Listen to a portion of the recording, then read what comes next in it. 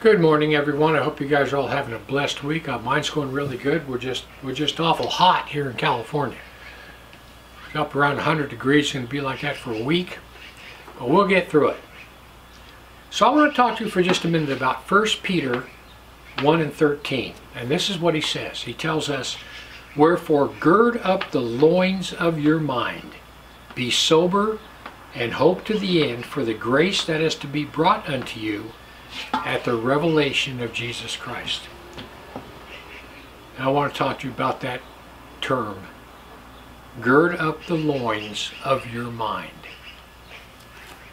And what that means is focus your thoughts. Focus your thoughts. All that garbage that's in your head, put it in the garbage can where it belongs. People, listen. I've told you this before. We are so inundated with thoughts, images, sounds. It never ends. You know, back in the 1800s, a person would just sit around all day, maybe have a couple of conversations, go out and work in the fields. They had almost zero externals coming into their head. We have externals, evil externals, coming into our mind literally all day long. All day long.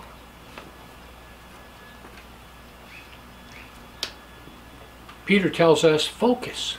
Don't worry about all the noise. Focus. Gather your thoughts and never lose hope. You have a mission while you're here. And that's what Peter wants you to do. He wants you to focus on your mission. And your mission is very simple. Love everyone. Help those you can. Spread the gospel. That's it. Love everyone, help those you can, spread the gospel.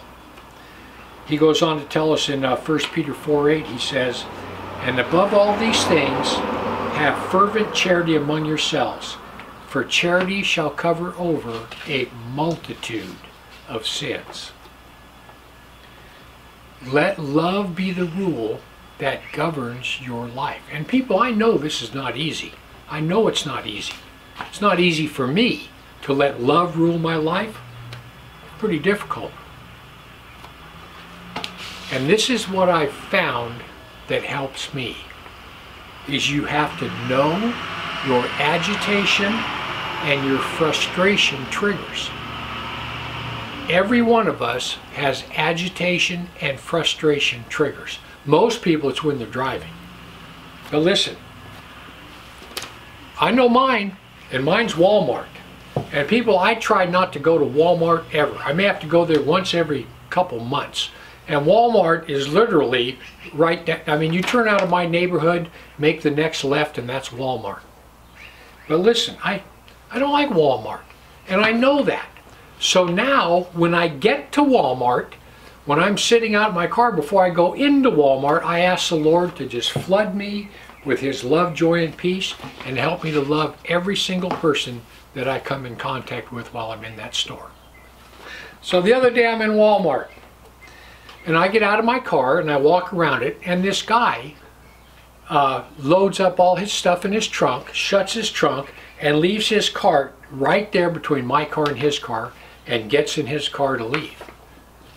And I said, "Hey," I said, "don't worry about your cart being right here. I'll put it back for you." And that obviously, he didn't like that a bit, but he didn't say anything. That's kinds of things I need to not do. But listen, 1 Peter 5:8, Peter tells us, "Be sober, be vigilant, because your adversary the devil, as a roaring lion, walks about seeking whom he may devour." So exactly who is he looking for? In other words, if he's walking around looking for someone to devour, who is he looking for? Well, he's looking for a person with a negative attitude. He's looking for a person who is easily agitated. Anyone who's easily agitated, Satan can use. He's looking for anyone with self-pity, with a poor me attitude. Anybody with self-pity, Satan can use. He's looking for a person that harbors a grudge.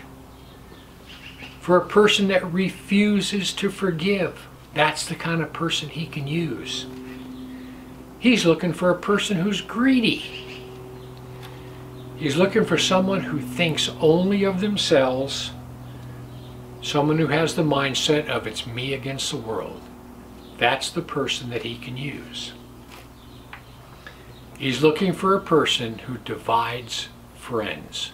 He's looking for a gossip. That's the kind of person Satan can use. 1 Peter 5:9 says, "Whom resist steadfast in the faith, knowing that the same afflictions are accomplished in your brethren that are in the world." People, when I read that scripture right there, I think there's no way.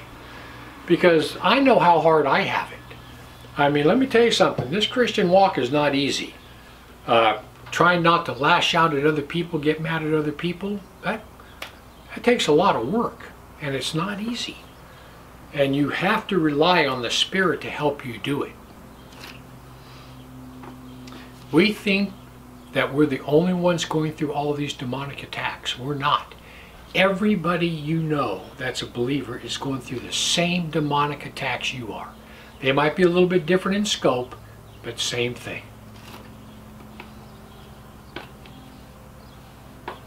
People, this is all a battle of the mind.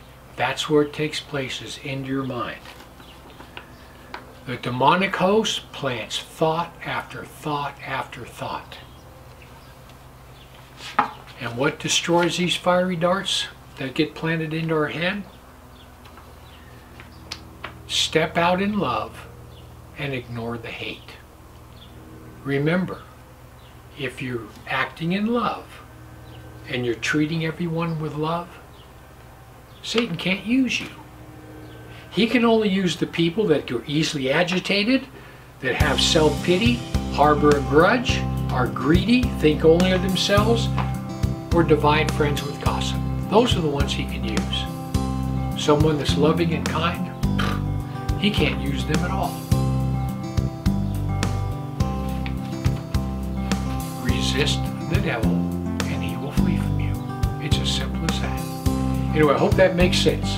Heaven or hell you choose. Just remember, once you take your last breath, it's a done deal.